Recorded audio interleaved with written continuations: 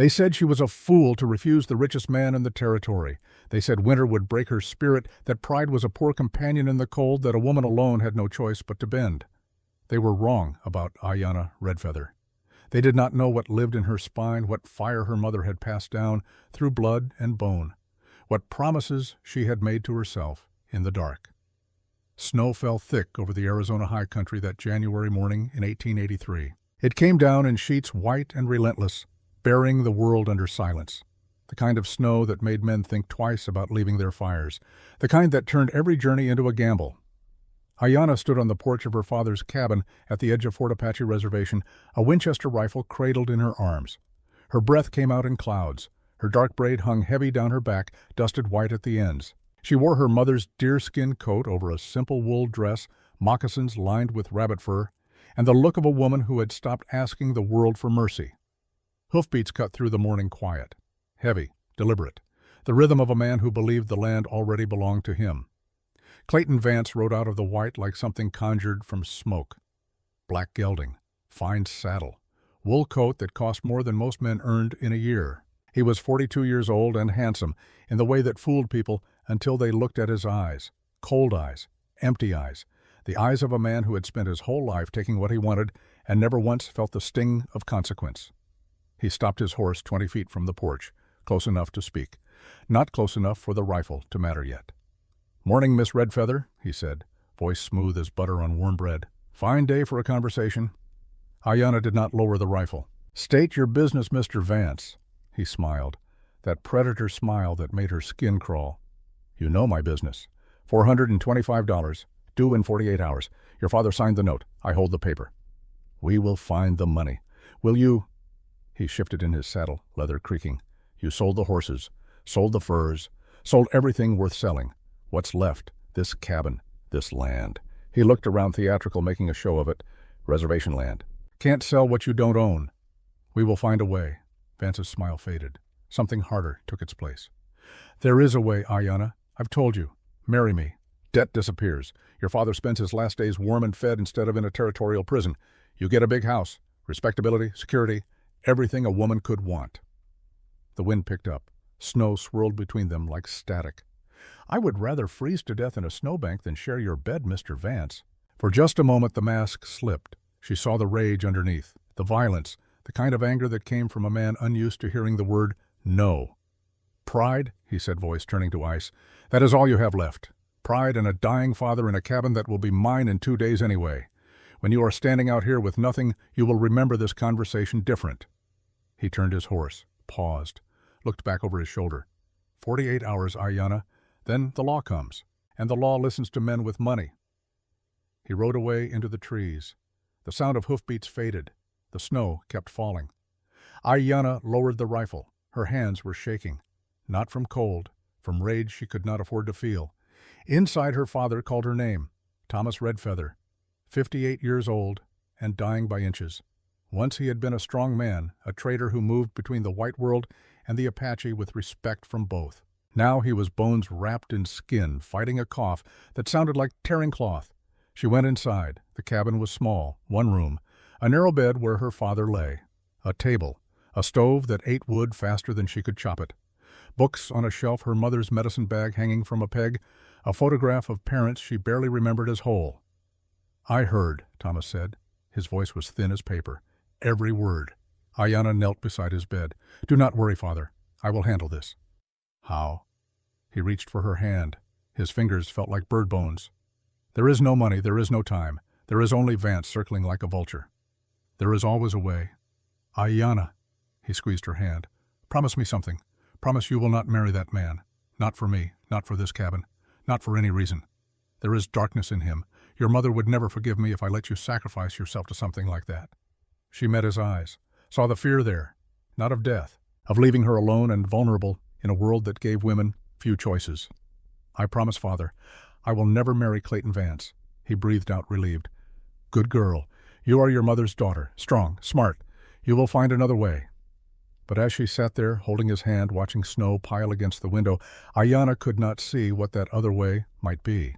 The answer came at dawn. She woke to the sound of a horse.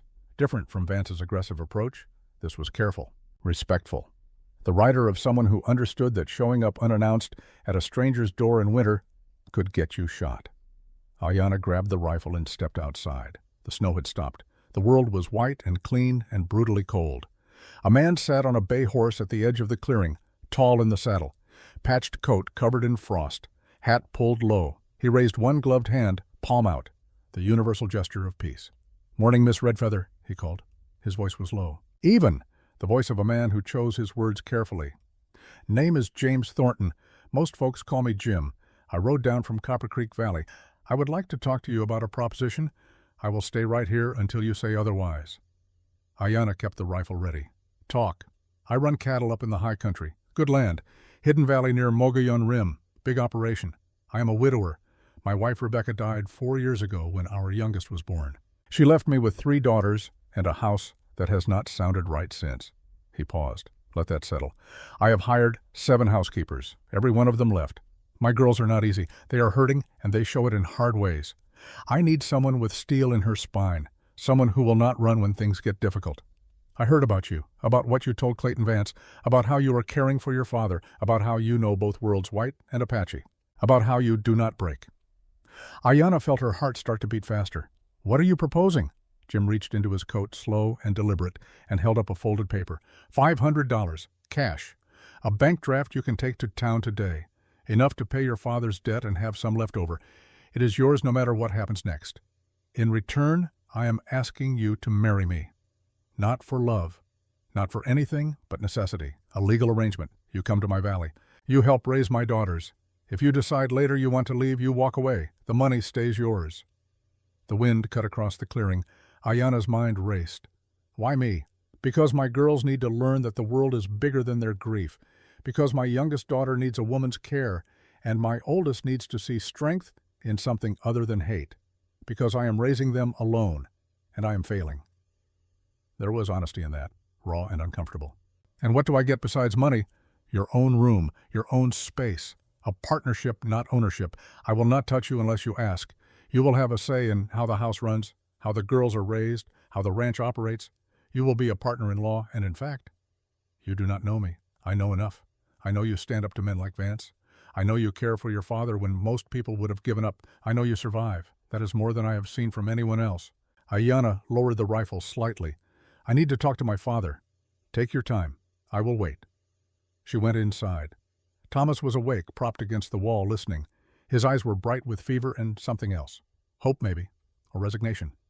"You heard every word." He coughed, winced. "What does your gut say, daughter? He is desperate, but not like Vance. Vance wants to own. This man wants help." Thomas nodded slowly. "Your mother used to say that chances do not come often in this life, and when they do, they rarely look like what we expect. This man offers you freedom, safety, a roof that is not mine. Maybe that is enough to say yes. And if I hate it there, then you leave. You will have money, options, more than you have now." Ayanna looked at the photograph on the shelf, her mother's face, strong and proud. Apache blood, survivor blood. "I have terms," she said. She went back outside. Jim had not moved. Snow dusted his shoulders. "I will marry you," Ayanna said, "but I have conditions." "Name them." "You hire a real doctor for my father, not the reservation doctor, a real one from town, someone who will care for him properly." "Done. I can send letters without you reading them first." "Of course." "My own room. You said that. I want it in writing." "I will have papers drawn up. And if your daughters hate me, if they make my life hell, I am gone." Jim nodded. "Fair. But I will ask you to try, really try. They are good girls under all the hurt. They just need someone who will not give up on them." "When would we leave?" "Tomorrow. Weather is holding, but not for long. We have maybe 3 days before another storm closes the pass." Ayanna felt the weight of it, the speed, the impossibility of choice that was really no choice at all. "Then we do this today. Now. Before I change my mind." Jim allowed himself a small smile. "I will ride to town, get the preacher, be back by noon." He was true to his word. The preacher arrived just after midday, nervous about the mixed marriage, but more afraid of the weather. The ceremony took less than 10 minutes. It happened beside Thomas's bed. Ayanna wore her mother's blue wool dress. Jim wore his patched coat. There was no kiss, just a nod between them. A contract sealed in words and witnessed by a dying man and a nervous preacher. The preacher left quickly. Jim stayed. He handed Thomas a card. "This is Dr. Harrison in Prescott, best lung man in the territory. He will be here tomorrow morning. I sent word already. He will stay as long as needed. All costs covered." Thomas's eyes filled. "Thank you." "No need for thanks. This is the deal." Jim looked at Ayanna. "Pack what you need. We leave at first light. Journey is 2 days if we push hard. Can you ride? Better than most white men." That dry humor again, a flash of something almost like respect in his eyes. "Good. You will need to." That night Ayanna sat with her father one last time. Thomas held her hand. "Your mother would be proud," he said. "You are both bloods, white and Apache. Never deny either side. They both made you who you are." "I am scared, Father." "Good. Fear keeps you sharp, but do not let it stop you from living. I did that after your mother died. I let grief turn me small. Do not make my mistake. This man offers you a chance. Take it. Live it. See where it leads." She kissed his forehead. "I love you." "I know, and I am proud. You are braver than I ever was." Morning came cold and clear. Dr. Harrison had already arrived, a competent man who immediately began treating Thomas with real medicine and real care. Ayanna packed her few belongings, her mother's medicine bag, clothes, a photograph, her father's old Colt revolver, a book of Apache stories her mother had told her. Jim waited outside with 2 horses, one for him, a sturdy mare for her. "Ready?" he asked. Ayanna looked back at the cabin, at her father framed in the doorway, looking stronger already just from having hope, at the only home she had ever known. "No," she said, "but let us go anyway." They turned toward the mountains. The pass to Copper Creek Valley cut through high country where winter lived hard and long. But the sky was blue, the sun was bright, and for the first time in 3 years Ayanna felt something other than the slow crush of despair. She felt possibility. They rode in silence for the first hour. The trail climbed fast, leaving the reservation behind, entering pine forest thick with snow. Jim led. Ayanna followed. Neither pushed for conversation. Some things were better settled than spoken. Near midday they stopped to rest the horses. Jim pulled out jerky and hardtack, offered it to Ayanna. "Thank you." "You ride well," he said. "Better than well. You track Apache style. Stay light in the saddle." "My mother taught me. She said a woman who cannot ride is a woman who cannot escape." Jim chewed thoughtfully. Smart woman. She was. "And your father?" "How did a white trader end up married to an Apache woman?" "He respected her. That was enough for her. She said respect was rarer than love and lasted longer." Jim nodded. "Rebecca used to say something similar. She said love was easy when everything was good. Character showed when things went hard." "Is that why you are doing this character?" He looked at her straight on. "Honest. I am doing this because I am failing my daughters, and I am man enough to admit it. I thought I could raise them alone. Turns out grief makes a poor parent. They need more than I can give. I am hoping you can provide what I cannot. And if I cannot, then at least we tried something different." They rode on. The trail wound higher. Snow lay thick on the branches. Once Ayanna saw wolf tracks crossing the path, fresh, big. She pointed them out to Jim. "Pack is close," she said. "How do you know?" "Tracks are clean, no snow in them yet, made within the hour." Jim looked at her with new appreciation. "Good to know. I will keep watch." As afternoon light turned gold through the trees, they crested a ridge. Jim stopped, pointed. "There, Copper Creek Valley." Ayanna looked down and felt her breath catch. The valley spread below them like something from a dream, wide and green, even under snow. A creek cut through the center, frozen silver. Corrals and barns sat clustered near a big house. Cattle moved in distant fields. Smoke rose from chimneys. It looked like civilization, like wealth, like everything Vance had promised, and more. "You said you were a rancher," Ayanna said slowly. "You did not say you were rich." Jim shrugged. "Would you have trusted me if I rode up in fine clothes talking big? No. Then I gave you what you could see, honesty. The rest comes now." They rode down into the valley as the sun set. Men stopped work to watch. Cowboys paused at fences. Everyone stared at the Apache woman riding beside their boss. Jim ignored them all. He rode straight to the big house and dismounted. The front door opened. 3 girls stood there in the lamplight. The oldest was tall and thin, with her mother's face and her father's wary eyes. The middle one was curious, bouncing on her toes. The youngest clutched a rag doll and hid behind her sisters. "Girls," Jim said, "this is Ayanna. She is my wife now. She is going to live here with us." The oldest girl, Sarah, stepped forward. Her face was cold, hard, 12 years old and already armored against the world. "An Indian," she said. The word came out like an insult. "Father, no, we do not need her. We do not want her. Tell her to leave." Jim's voice went firm. "Sarah, that is enough. Ayanna is family now. You will treat her with respect." "I will not." Sarah's voice shook with fury. "Mother would hate this. You replaced her with a savage." The word hung in the cold air. Ugly meant to hurt.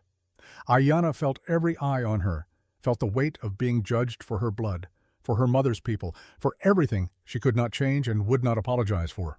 She could have answered anger with anger, could have turned around and ridden back into the night, could have let this girl's hate become the end of everything before it even began.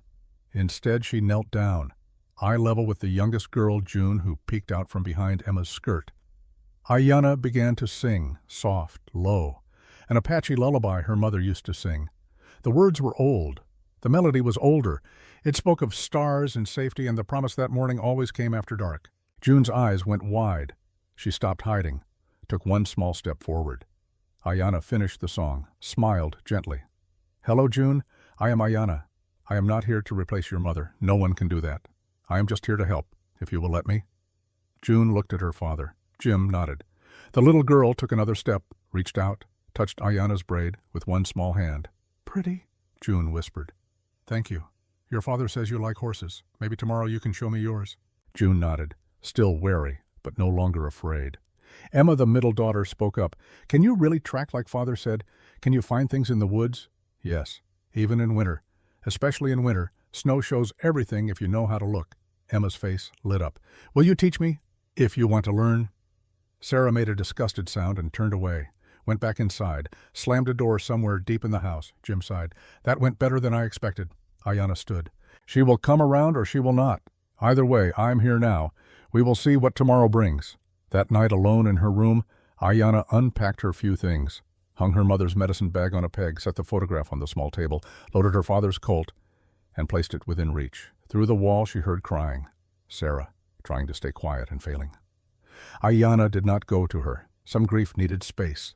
Some walls took time to come down, but she listened, and she remembered, and she made a promise to herself. She would not give up on these girls, no matter how hard they pushed, no matter how much they hurt. She had made a deal. She would honor it. And maybe, just maybe, she would find something here worth more than survival. She would find a way to live. Morning came to Copper Creek Valley with the kind of light that made everything look possible. Gold spilled over the eastern ridges, touched the snow, turned the whole world into something clean and new. Ayanna woke to silence. Not the empty silence of the cabin where her father fought for breath. Full silence.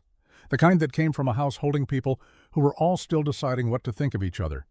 She dressed quickly, simple calico dress she had brought, her mother's moccasins, hair braided and pinned.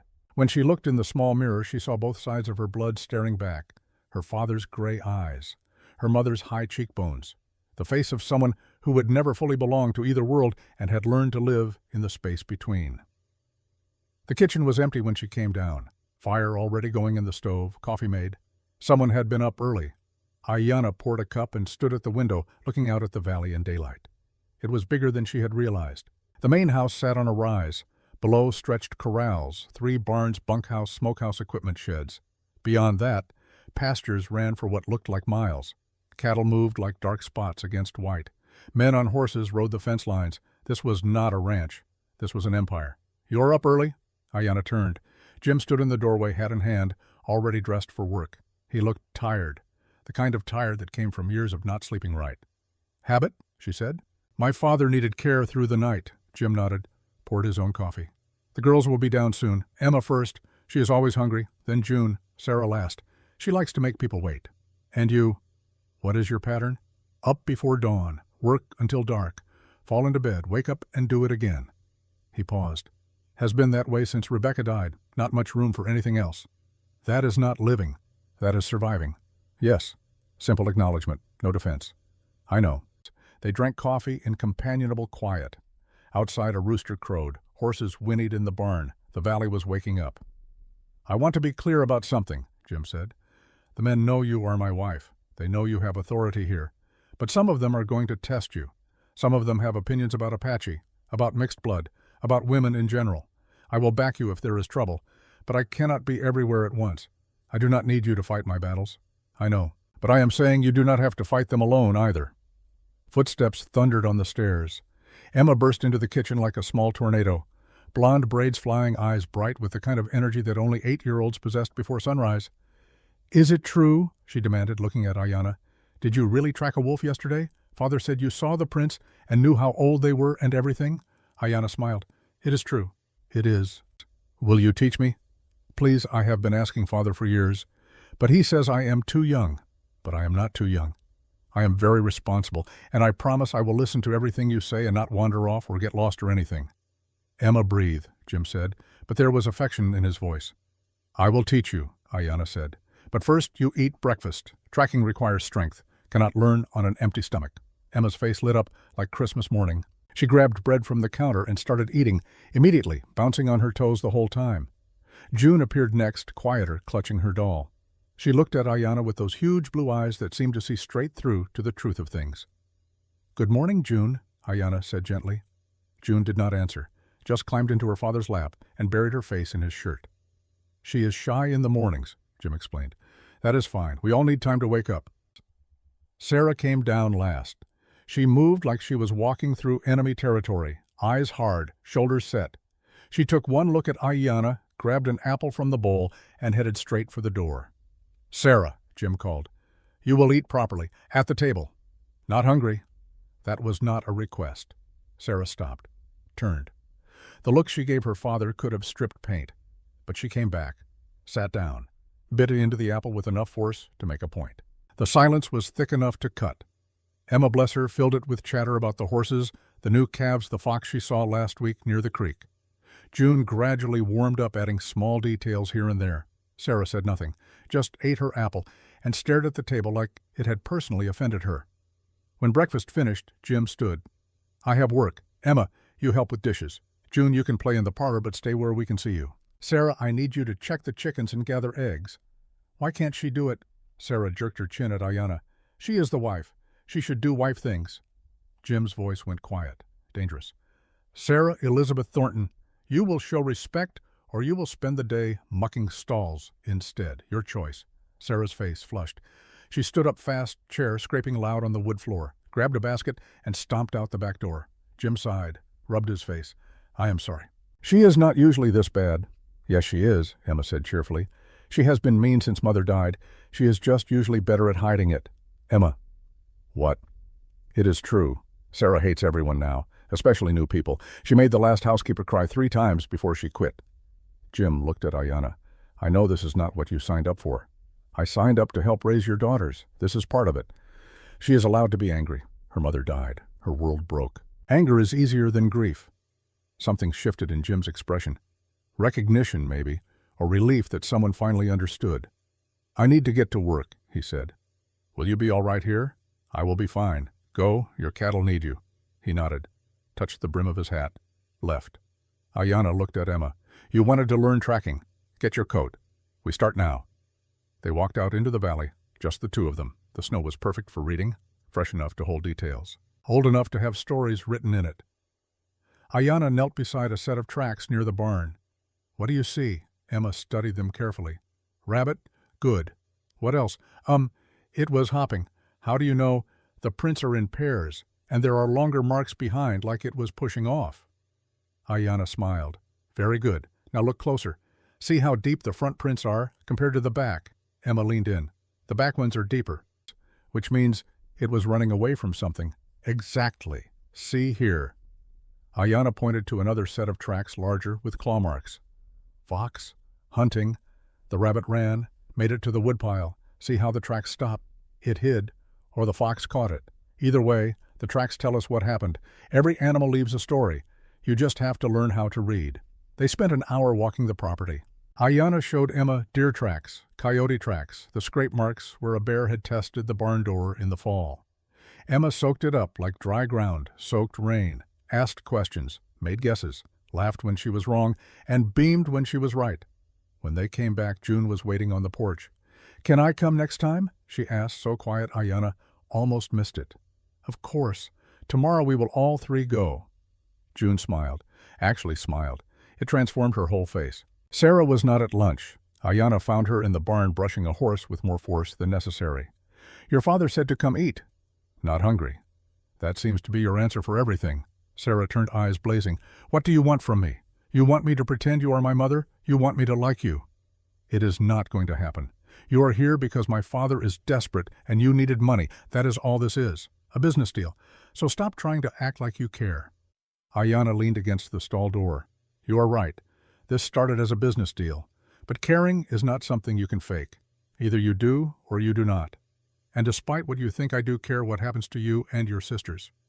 Why, you do not know us. I know what it is like to lose a mother. I know what it feels like when the world stops making sense. I know anger is easier than crying because crying feels like giving up." Sarah's hand stilled on the brush. For just a moment the armor cracked. Then she caught herself, hardened again. "You do not know anything about me." "Then tell me. Help me understand." "There is nothing to understand. I want you gone. I want my life back. I want my mother back." Sarah's voice broke on the last word. She turned away fast. "Just leave me alone." Ayanna left, but she understood more now than she had before. Sarah was not cruel. She was drowning. And she had decided that dragging everyone else down was easier than asking for help. That night, after the girls went to bed, Ayanna sat on the porch. Stars scattered across the sky like someone had thrown diamonds into black velvet. The air was cold enough to burn, but she needed it. Needed the space. Needed to think. The door opened behind her. Jim came out carrying 2 blankets. He draped one over her shoulders without asking, sat down beside her with the other. "Thank you," Ayanna said. "You looked cold." They sat in silence for a while. Comfortable. The kind of quiet that felt like rest instead of tension. "Emma talked through dinner about tracking," Jim said. "I have not seen her that excited about anything in months. Thank you for that. She is a good student, smart, observant. Like her mother." Jim looked up at the stars. "Rebecca used to say that the best part of living out here was the sky. She said in town, you forgot how big the world was. Out here you could never forget." My mother said something similar. She said the stars were the same for everyone. Apache, white Mexican, all the same stars. She found comfort in that. "Do you miss her?" "Every day, even after 8 years." Jim nodded. 4 years for me. Some days it feels like yesterday. Other days I can barely remember her face without looking at the photograph. That terrifies me more than anything, that I will forget. You will not forget. The girls carry her. Every time I look at Sarah, I see the way she holds herself. That came from someone. Every time Emma laughs. Every time June hides when she is scared. Those are pieces of their mother living on. Jim was quiet for a long moment. When he spoke, his voice was rough. "We are both carrying ghosts, aren't we?" "Yes, but maybe that is all right. Maybe ghosts are just proof that we loved someone enough to miss them." He looked at her then. Really looked. Like he was seeing her for the first time as a person instead of a solution to his problem. "I am glad you said yes," he said. "To all of this. I know it is strange. I know it is not what anyone dreams of. But I am glad. So am I." The moment hung between them. Not romantic. Not yet. But something. Recognition, maybe. 2 people who understood loss, finding unexpected company in it. A horse came fast up the valley road. Too fast for a casual rider. The kind of speed that meant trouble. Jim stood, hand automatically moving to the gun on his hip. The rider pulled up hard. One of the ranch hands, young, breathing heavy. "Mr. Thornton." Rider came through from Fort Apache. Brought mail. Said it was urgent. "For Mrs. Thornton." He held out an envelope. Official looking. Heavy paper. Ayanna took it. Her hands knew the weight of bad news before her mind caught up. She opened it carefully. Read by lamplight from the window. Her father's handwriting. Shaky but readable. He must have written it the day she left. Must have known something. "Daughter, by the time you read this, you will have heard.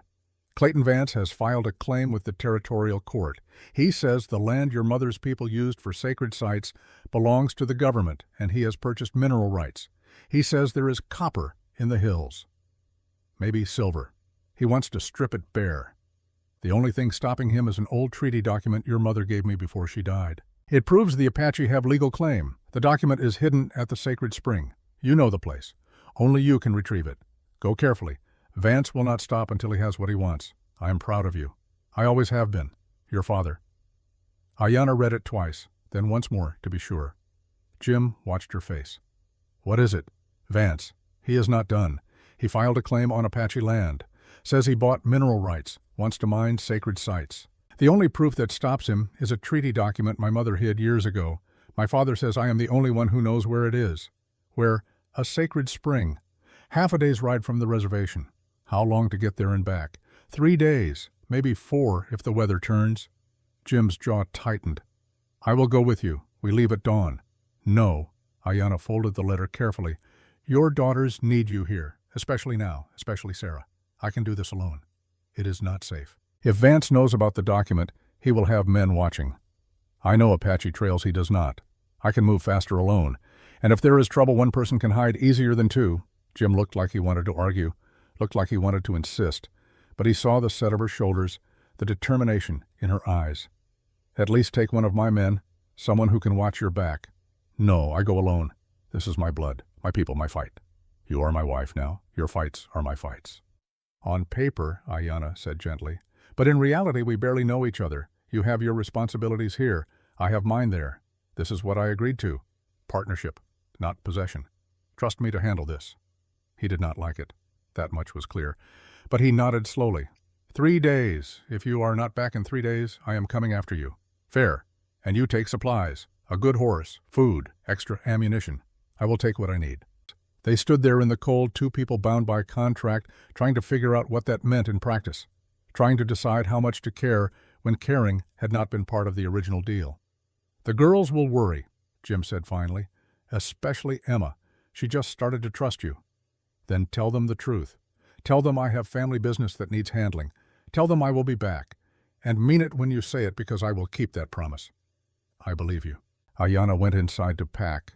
As she gathered supplies, she heard footsteps on the stairs, turned to find Sarah standing there, pale in her nightgown, eyes red from crying or lack of sleep or both. You are leaving, Sarah said. Not a question, an accusation. For 3 days, then I am coming back. That is what they all say. The housekeepers, the tutors. Everyone says they will come back. No one does. Ayanna set down the pack, crossed to Sarah, looked her straight in the eyes. I am not them. When I make a promise, I keep it. I am coming back. You can choose not to believe me. That is your right. But it does not change the truth. Why should I believe you? Because, unlike everyone else, I am not running away from your grief. I am riding toward my own. And when I am done, I will ride back here, to you and your sisters, because I said I would. Sarah's lip trembled. She was 12 going on 44 at the same time, old enough to know loss, young enough to still hope. You promise? I promise. Sarah nodded once, turned, went back upstairs without another word. But Ayanna had seen it, that tiny crack in the armor, that small seed of belief. It was enough to build on. Morning would come fast, and with it the ride back into a past that refused to stay buried. Back to face a man who believed money bought everything. Back to prove that some things could not be purchased or claimed or stolen. Back to fight for what was right. Ayanna checked her gun one more time, loaded her pack, and prepared to keep yet another promise. Because that was what survivors did. They kept going. They kept fighting. They kept their word, no matter what the cost. Dawn broke cold and clear over Copper Creek Valley. Ayanna stood beside the saddled mare, checking her supplies one final time. Rifle secure in its scabbard, extra ammunition in her saddlebag, jerky and hardtack wrapped tight. Her mother's medicine bag hung around her neck, hidden beneath her coat. The weight of it felt like armor. Jim came out of the barn leading a fresh horse. Not the mare she had ridden in on. This one was bigger, stronger, built for distance and speed. Take Willow, he said. She has Apache blood in her, mountain bred, sure-footed. She will get you there and back. Ayanna ran her hand down the mare's neck, felt the muscle beneath, the strength. Thank you. 3 days, Jim reminded her. I will be counting. Footsteps on the porch. Emma and June appeared in their nightgowns, bare feet on cold wood. Emma ran down and threw her arms around Ayanna's waist. You are really coming back, she asked, voice muffled against Ayanna's coat. I promise. June came slower, clutching her doll.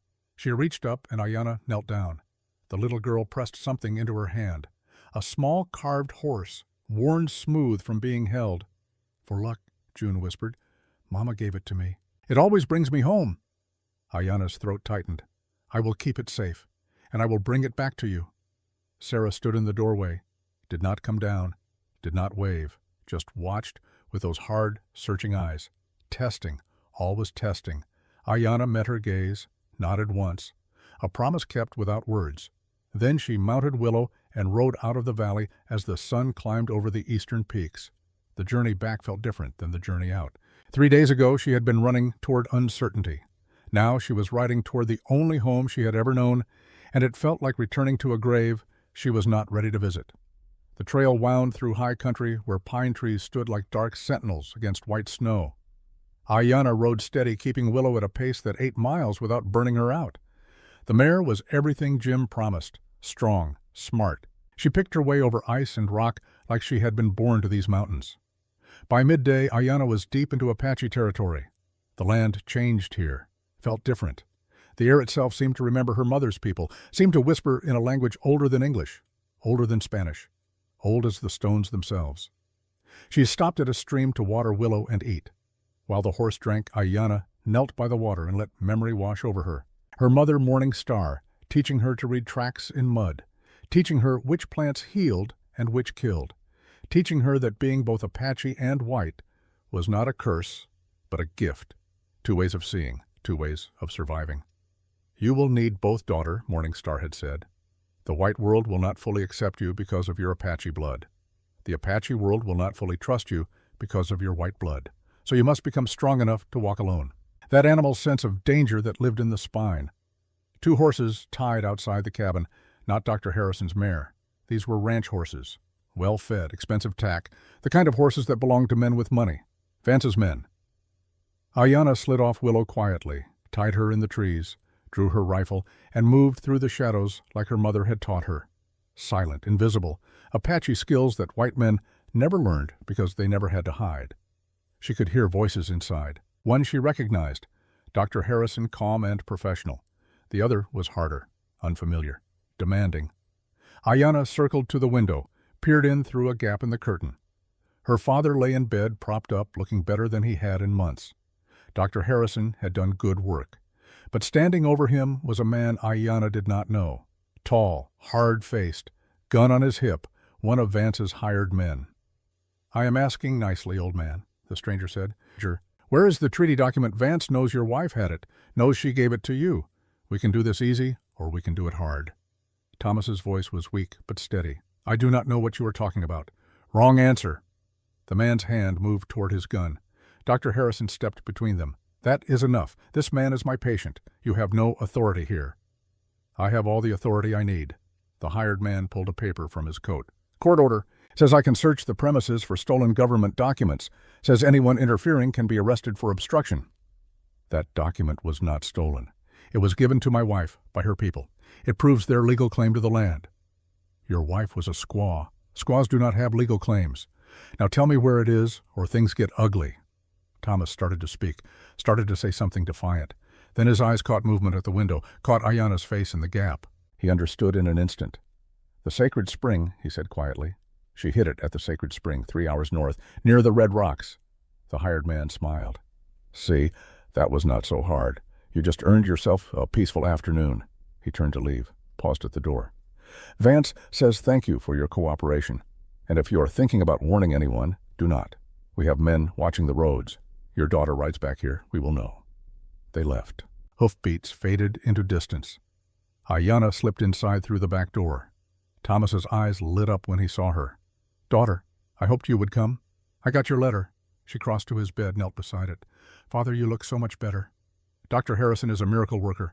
Thomas gripped her hand. His fingers still felt thin but stronger than before. I lied to them. The document is not at the sacred spring. Your mother was smarter than that. She knew someday someone would come looking. Then where is it? Thomas pulled her close, whispered, The old mission, San Xavier. Your mother and I were married there 26 years ago. She hid the document in the wall behind the altar, said if anyone came for it, they would look at sacred Apache sites, would never think to look at a Catholic church. Ayanna felt a smile tug at her lips despite everything. She was brilliant. She was. And so are you. Thomas cupped her face with one trembling hand. Ayanna, listen to me. Vance will not stop. Even if you get the document, even if you prove the claim, he will find another way. Men like him always do. You need to be smarter, faster. You need to beat him at his own game. How? Make it public. Do not just show it to the court. Show it to everyone. The newspaper. The territorial governor. Make it so big that Vance cannot bury it with bribes or threats. Make the truth too loud to silence. That will take time, resources. You have both now. You married a wealthy man. Use that. Let him help. This is not his fight. It is, if you let it be. Thomas squeezed her hand. You have spent your whole life trying to fight alone, trying to prove you do not need anyone. But strength is not about standing alone. It is about knowing when to accept help, when to let people care. Ayanna felt tears threaten. Pushed them back. I do not want to lose you. You will not. Not really. I will be with your mother. We will both watch over you. But Ayanna, you have to let yourself live, not just survive. Live, love, build something that matters. Promise me. I promise, Father. Thomas closed his eyes, breathed out slow. Good. Now go. Get the document, finish this, and then go back to that valley and those girls and that good man and let yourself be happy. You have earned it. Ayanna kissed his forehead. I love you. I know. I have always known. She slipped out the way she came. Found Willow, mounted up. The mission was 2 hours east. She could make it before full dark if she pushed. But as she rode away, she heard it. That change in breathing, that final exhale that sounded different than all the others. She turned Willow around, rode back fast, burst through the door. Dr. Harrison was already at her father's bedside. He looked up at Ayanna, face grave. I am sorry. His heart, it just stopped. There was nothing I could do. Dr. Harrison hesitated. Though I must say the decline was sudden, unusually so. Yesterday he was improving. This morning, he shook his head.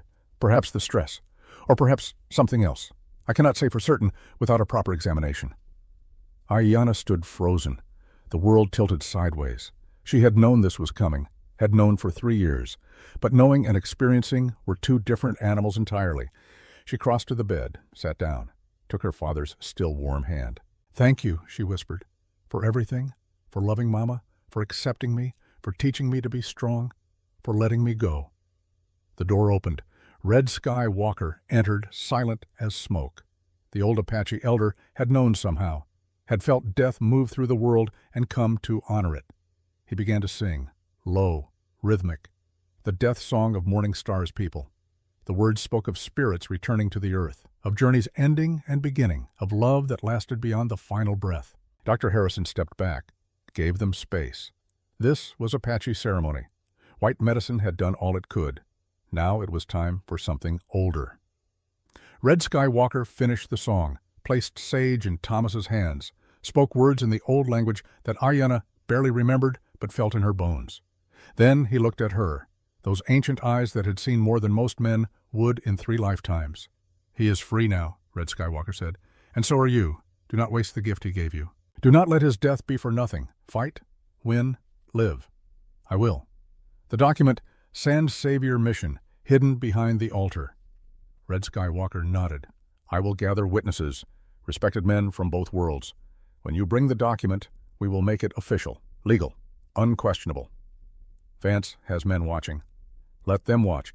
They are looking for one woman riding alone. They will not see what they do not expect. He left as quietly as he came.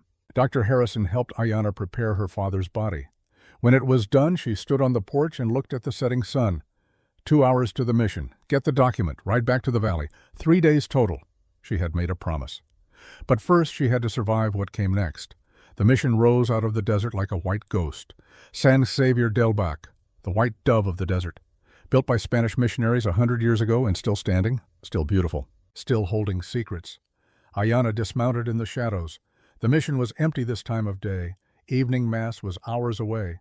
She slipped inside through a side door, let her eyes adjust to the dim interior. The altar stood at the far end, ornate, covered in gold leaf and painted saints.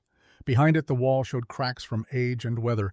Her mother had been a practical woman, had known that churches lasted longer than governments, that what you hid in holy places people left alone. Ayanna moved to the back of the altar, found the loose stone her father described, pulled it free.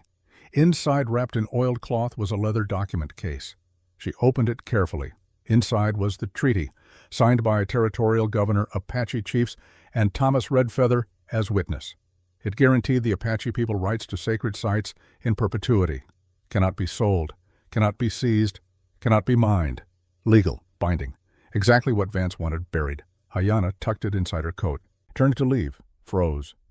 Clayton Vance stood in the doorway, 3 men with him, all armed. Hello, Ayanna, Vance said. His voice was smooth, friendly, the voice of a snake offering apples. Fancy meeting you here, long way from your new husband's ranch. Get out of my way. I do not think so. See, you have something that belongs to me, a document that is going to cause me considerable trouble if it sees daylight. I would like it back. It does not belong to you. It never did. Vance sighed, stepped into the church. His boots echoed on the stone floor. I tried to do this the easy way. Offered you a good life, security, respectability. You chose to be difficult, chose to marry some rancher nobody and stick your nose where it does not belong. Now I have to do things the hard way. He nodded to his men. They spread out, blocking exits, hands on guns. Give me the document, Vance said. Walk away. I will forget this happened. You can go back to playing house with your white family. No. Then you are making a mistake, a fatal one. Vance drew his gun. Ayanna was faster. Her rifle came up smooth. Years of practice, years of knowing that hesitation got you killed. You are going to shoot me in a church, Vance laughed. That is rich. You really are half savage. And you are all coward. You need 3 men to face 1 woman. Says everything about who you really are. Vance's face darkened. Last chance, Ayanna. The document now. Come and take it. She fired. Not at Vance. At the oil lamp hanging near his head. Glass shattered. Oil spilled. Flames caught. In the chaos, Ayanna ran. Not for the main door. For the bell tower. Up the narrow stairs. Fast as she could climb. Gunshots behind her. Bullets chipping stone. She did not look back. Just climbed. Burst out onto the tower roof. Willow was tied below. Too far to jump, but there was a rope. The bell rope. Ayanna grabbed it. Wrapped it around her waist. Stepped over the edge. She dropped fast. Controlled fall. Hit the ground hard, but rolling. Came up running. Untied Willow. Mounted while Vance's men poured out of the church. Stop her! Vance screamed. Ayanna kicked Willow into a gallop. The mare responded like lightning. They tore across the desert as sunset turned the sky blood red. Behind her, 3 riders gave chase. She could hear them, could feel them getting closer. Willow was fast, but she had been ridden hard already today. The other horses were fresh. The canyon opened ahead. Narrow, twisting. Dangerous at this speed. Ayanna leaned forward. Trust me, girl. I know what I am doing. She hoped that was true. They entered the canyon at full speed.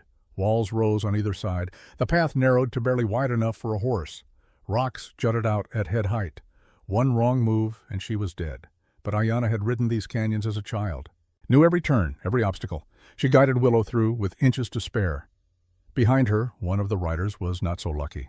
She heard the scream, the crash. One down. The canyon opened onto a plateau. Open ground, no cover. Ayanna pushed Willow harder. The mare was tiring. Foam at her mouth, breathing hard. Gunshots. Closer now. They were gaining. Then from the north more riders appeared. 6 of them. Moving fast. For a moment Ayanna thought it was more of Vance's men. Thought she was surrounded. Then she recognized the lead horse, Jim's bay, and beside him ranch hands from Copper Creek, cowboys riding hard to help. Jim pulled alongside Ayanna. Emma told me you were in trouble. Said she just knew. We rode through the night. The document, I have it. Then let us finish this. Jim and his men turned, formed a line between Ayanna and her pursuers. Vance's remaining 2 men pulled up short, 5 against 2. They were not stupid enough to fight those odds. They turned. Fled back toward the mission. Jim rode to Ayanna. Are you hurt? No, but Willow needs rest. We have a camp an hour from here. You can rest there. Tell me everything. They rode together, slower now, safe. And for the first time since she left the valley, Ayanna felt like she could breathe. That night around the campfire, Ayanna told Jim everything about her father's death, about Red Skywalker's plan, about the document and what it meant. We make it public, Jim said. Like your father said, we do not just win in court, we win in the press, in public opinion. We make Vance into the villain he is. That will cost money, lawyers, newspapers. I have money, use it. This is not your fight. Jim looked at her across the flames. You are my wife. Your fights are my fights.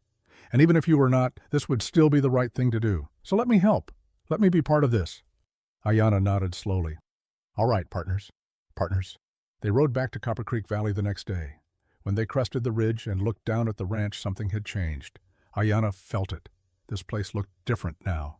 Felt different. It looked like home. The girls were waiting on the porch. Emma saw them first. Screamed, came running down the hill. June right behind her. They crashed into Ayanna before she could even dismount. Nearly knocked her off the horse. Hugging her legs, her waist, crying and laughing at the same time. You came back, Emma said. You really came back. I promised, did I not? Sarah stood on the porch, still distant, still wary. But when Ayanna met her eyes, something had shifted. Some test had been passed. Sarah nodded once, turned, went inside. But Ayanna had seen it. The smallest crack of acceptance, the beginning of trust. It was enough. The ride back to Copper Creek Valley took longer than the ride out. Ayanna pushed Willow hard, but not recklessly.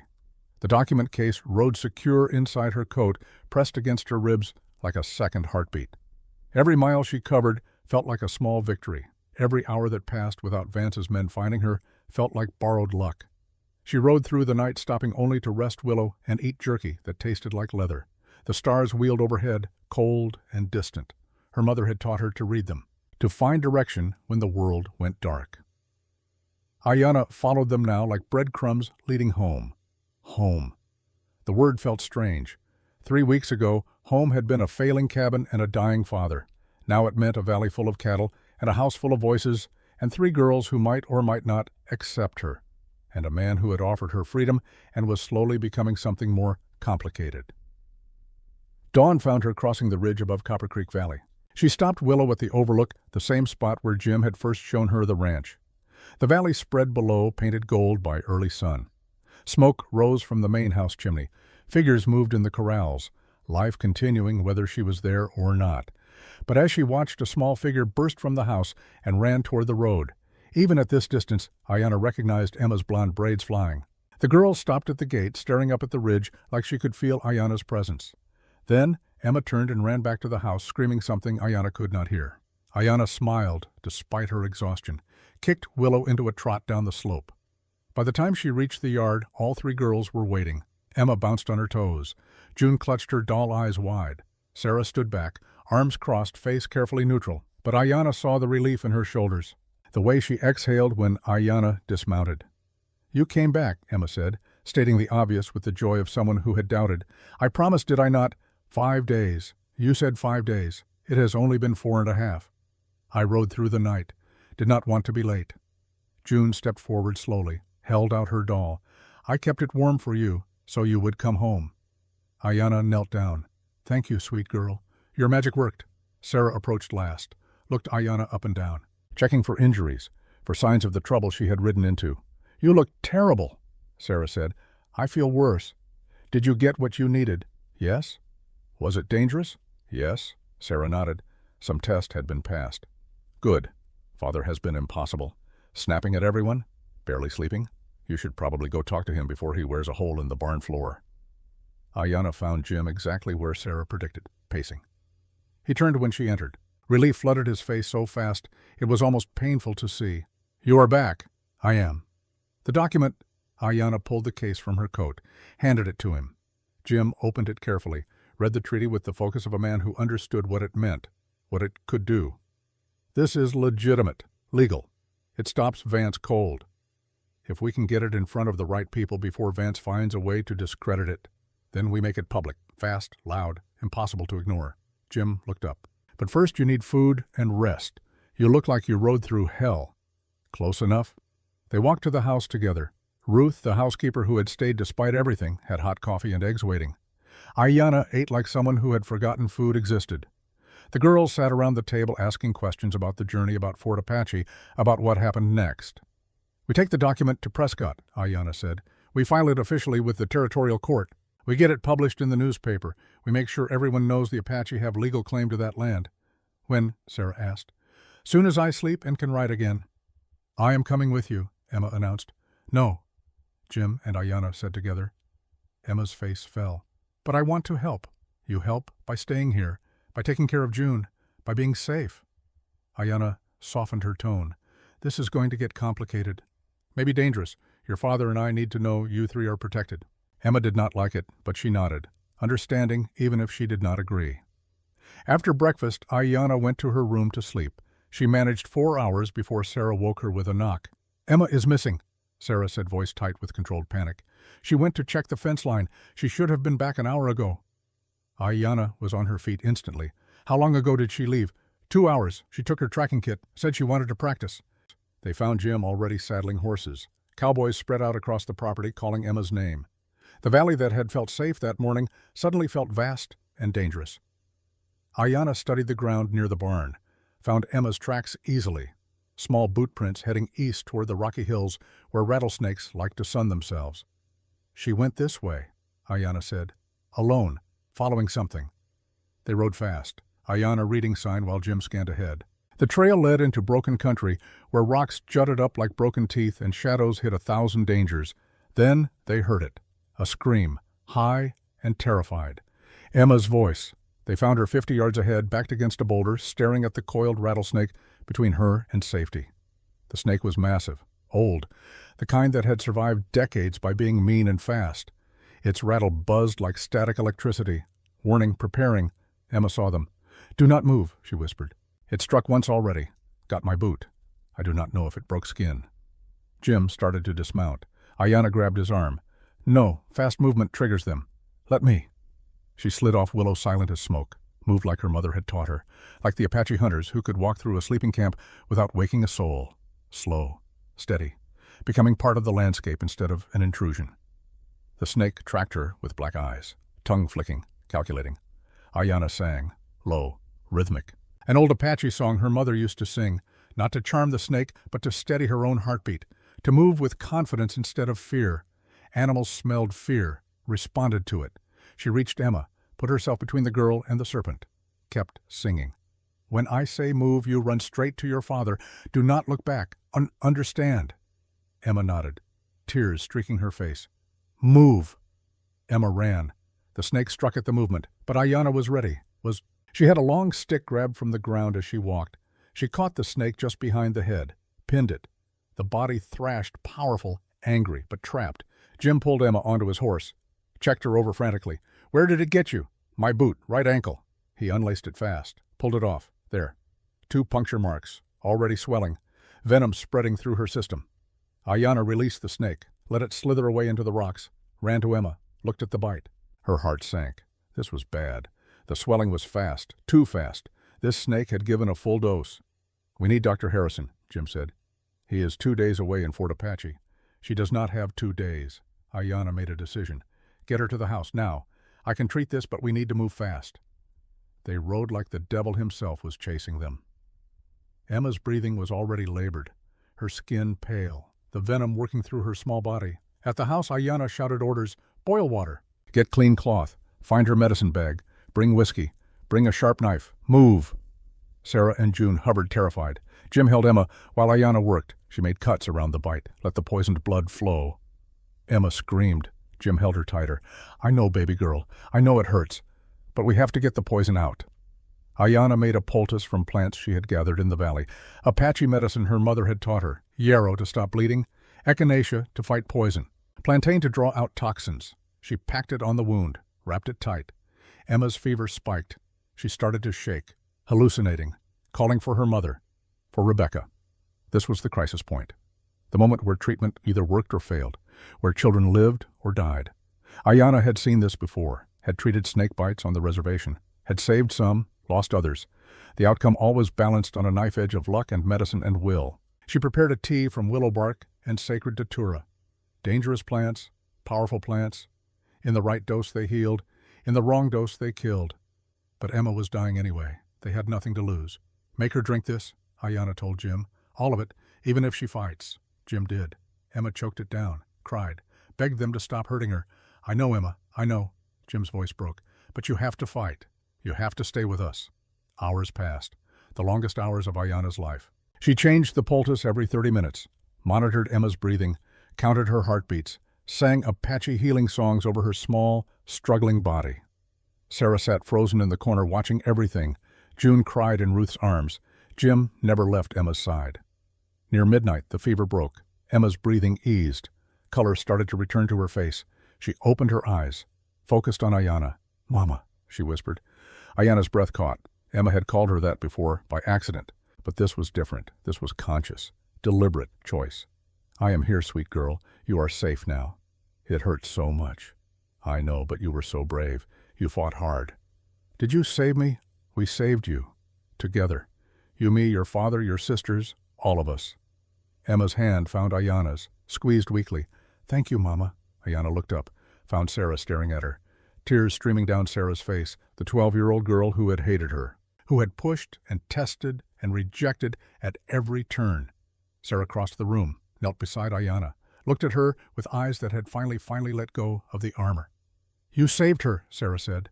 Her voice shook. "The doctor could not have gotten here in time. Only you knew what to do. Only you had the medicine. Only you could have saved her." "We all saved her." "No."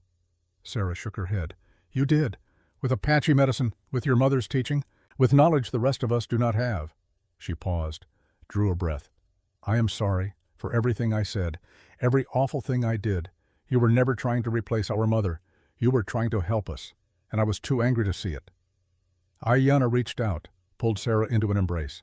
The girl collapsed against her, sobbed like the child she still was, underneath all that rage and grief. "You are allowed to be angry," Ayanna said quietly. "Your mother died. Your world broke. Anger is easier than sadness sometimes, I understand that.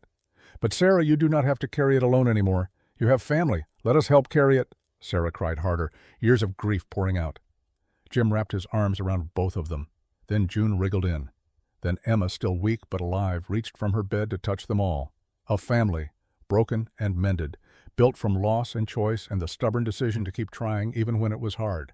They stayed like that until Emma fell asleep, until Sarah's tears dried, until June yawned against Ayanna's shoulder, until Jim finally allowed himself to believe his daughter would live. When everyone else had gone to bed, Jim and Ayanna sat in the kitchen drinking coffee that had gone cold. "Thank you," Jim said. "I do not have words big enough for what you did today." "You do not need words. I did what any mother would do. But you are not their mother, not really. We had a contract. An arrangement. You do not owe us this level of care." Ayanna looked at him, really looked, at this man who had offered her freedom when she had nothing, who had stood beside her against threats and danger, who had given her 3 daughters and a home and a chance to belong. "The contract ended the moment Emma called me Mama, and meant it," Ayanna said. "This stopped being an arrangement a long time ago, Jim. I am here because I choose to be. Because these girls are mine now in every way that matters. Because you are mine. Because this family is mine. Do you understand?" Jim's hand found hers across the table. "I need to tell you something. Something I have been trying to say for weeks and could not find the words. What?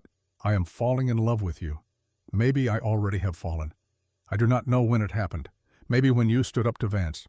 Maybe when you taught Emma to track. Maybe when you kept every promise you made even when it was hard. But somewhere along the way, this stopped being business and started being real. You are not just my wife on paper.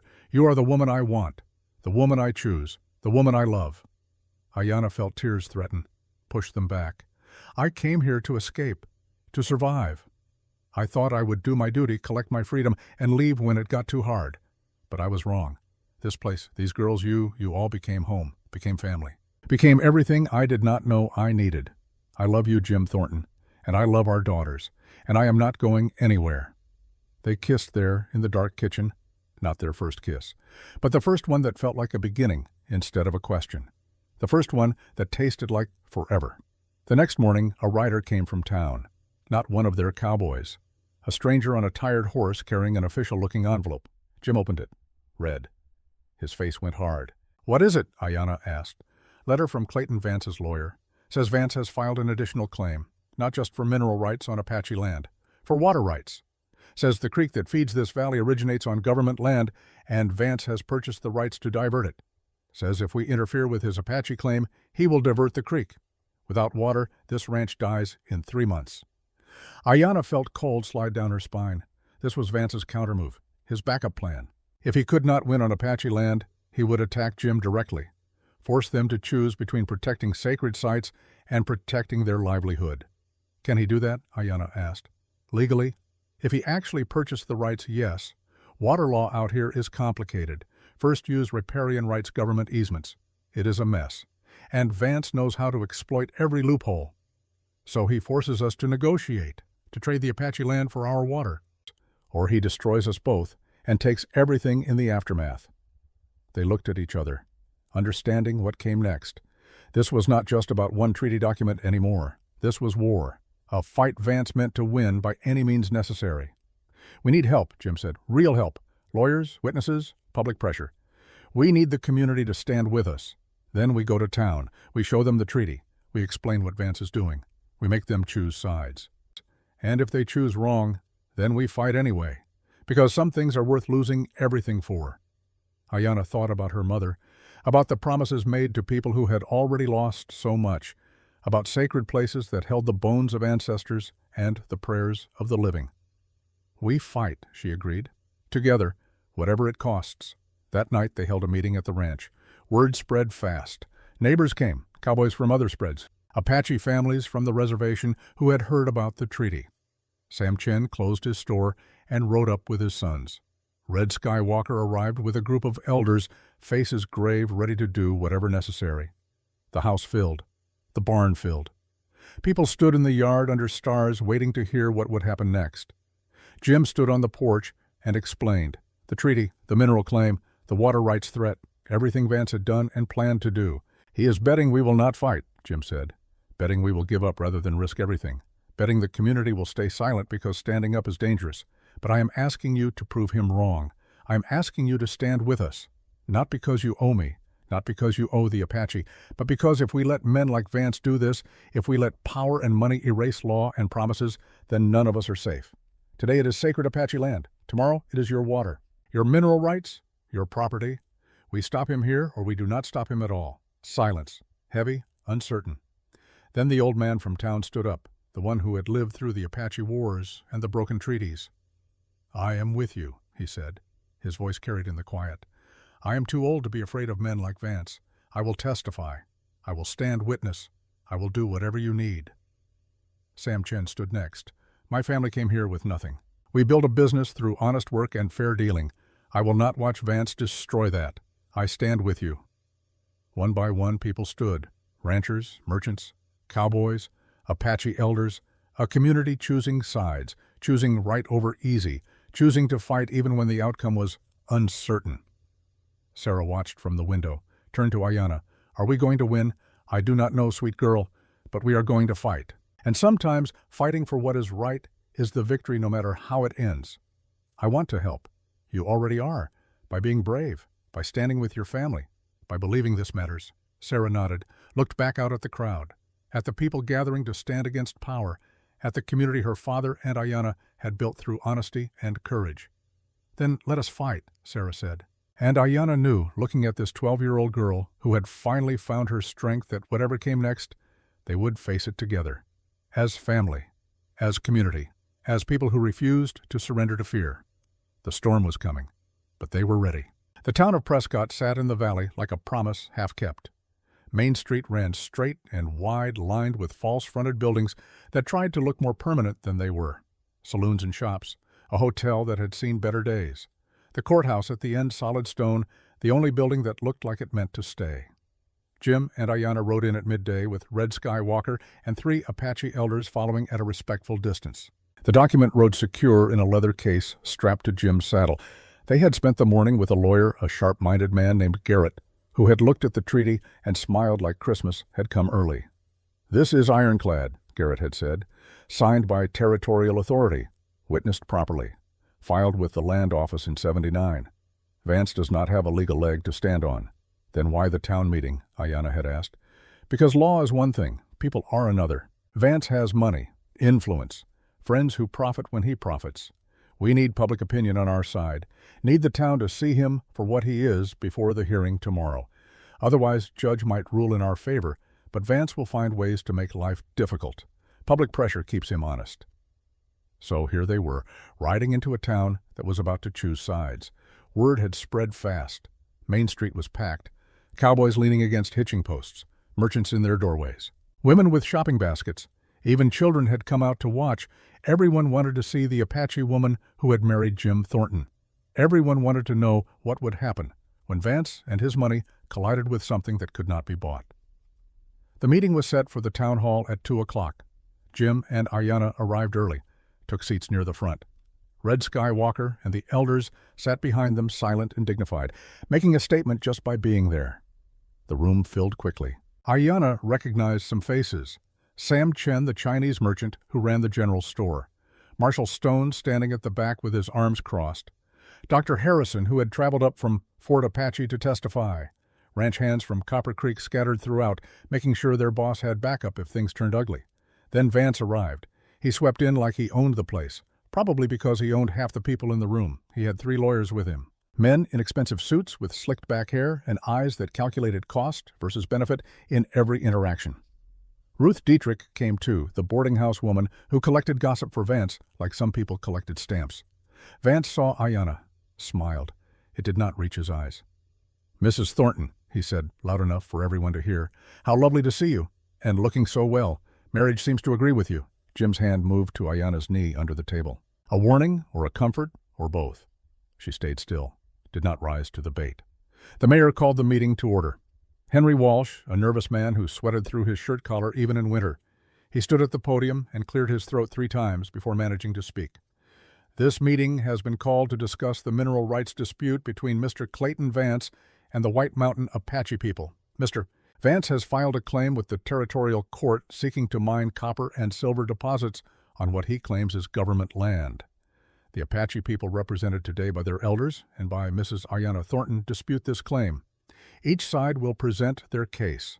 The town council will then vote on whether to support one claim over the other in tomorrow's hearing." Vance stood, smooth, confident, a man who had given this speech 100 times before. "Gentlemen, ladies, good people of Prescott, I come before you today not as a businessman seeking profit, though I will not lie and say profit is not part of my motivation. I come as a patriot, a man who believes in progress, in civilization, in the future of this great territory." He paused. Let that sink in. The land in question sits unused, unworked. The Apache people, bless them, lack the resources and the knowledge to extract the wealth buried there. Copper that could build railroads, silver that could mint coins, resources that could bring jobs, prosperity, growth to this region, all of it sitting in the ground doing nothing because of an outdated treaty signed by men who are long dead. Murmurs through the crowd, some nodding. Vance knew his audience. "I am not asking to take anything from anyone," Vance continued. "I am offering to pay fair market value, to employ local men, to build a future where everyone benefits. The alternative is to let valuable resources rot while we cling to the past, while we let sentiment override common sense." He sat down. His lawyers looked pleased. Mayor Walsh looked at Ayanna. "Mrs. Thornton, would you like to respond?" Ayanna stood. She felt every eye in the room on her, felt the weight of judgment, of prejudice, of people who had already decided what they thought based on the color of her skin and the blood in her veins. She looked at Vance, then at the crowd. Then she spoke. "Mr. Vance is right about one thing. This is about the future, but whose future the Apache people have lived on this land for longer than anyone can remember. They buried their dead there, held their ceremonies there, raised their children there. The treaty that protects that land is not outdated sentiment. It is a legal contract, a promise made by the United States government to people who gave up much and asked for little in return. One of those promises was that sacred sites would remain untouched forever." She pulled out the document case, opened it, held up the treaty. "This is that promise. Signed, sealed, filed legally. It says clearly that the land Mr. Vance wants to mine is protected, cannot be sold, cannot be developed, cannot be touched. Not because of sentiment, because of law. The same law that protects property rights for everyone in this room." Someone in the back called out, "But what about jobs? What about progress?"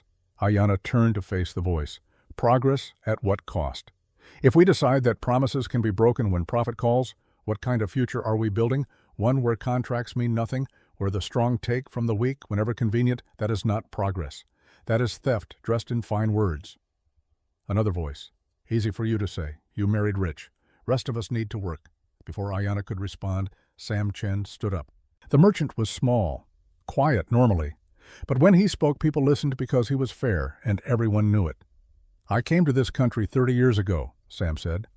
"I was told if I worked hard, obeyed the law, I would have a chance. I believed that, still do, but I have also seen what happens when powerful men decide laws do not apply to them. I have seen my people pushed out, our contracts ignored, our property seized, all legal, all justified with talk of progress and jobs. So when I hear Mr. Vance speak of outdated treaties, I hear something else.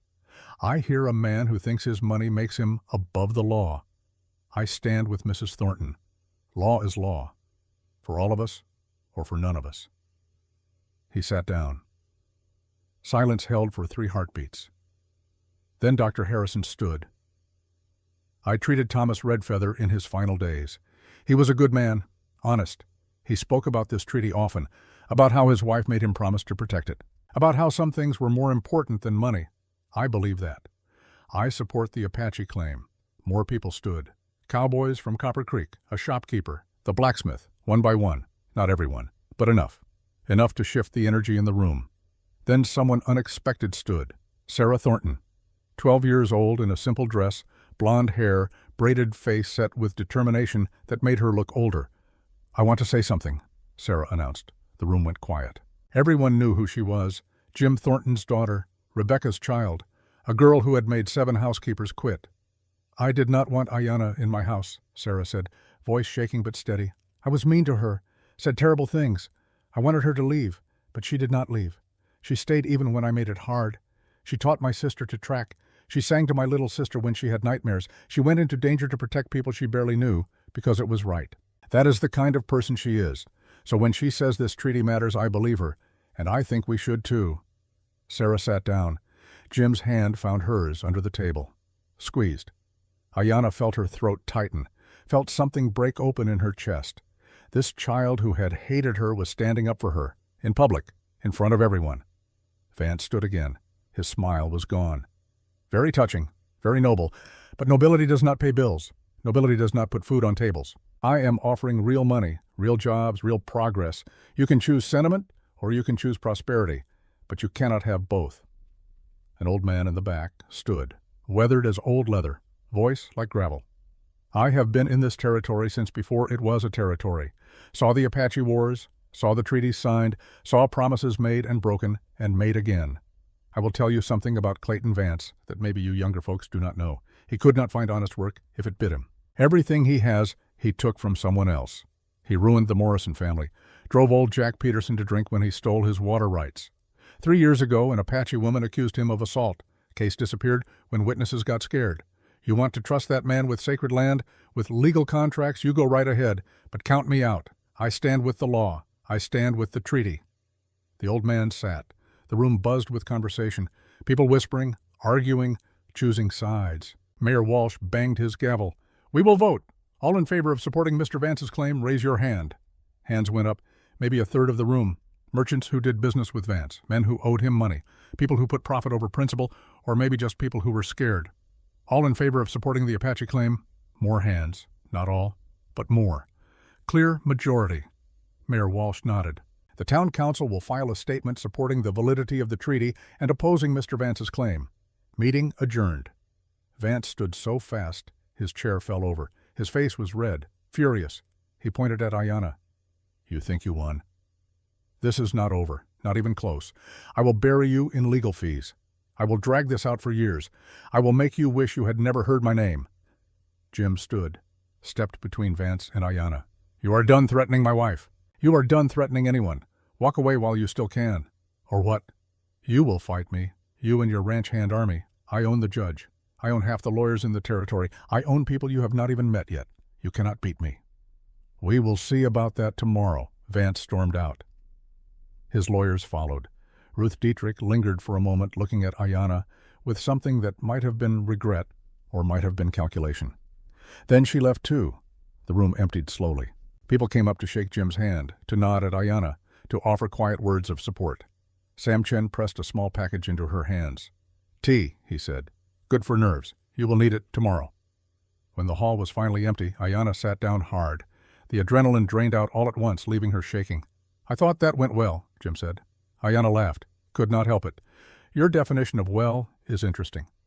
We got the town's support. That is what we came for." "Vance is right, though. He has resources, connections. He can drag this out forever."